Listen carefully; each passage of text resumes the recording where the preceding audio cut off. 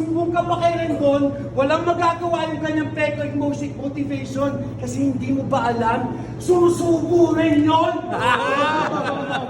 Ano bang pinagmamalaki mo? Ano bang pinagmamalaki mo? Naawa ko. Naawa ako sa'yo, bata.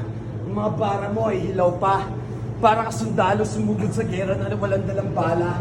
Para ka bisikleta na bumaga sa malaking truck na puno ng graba. Para ka sisiw na lumapit sa isang gutom na cobra. Para ka tanga.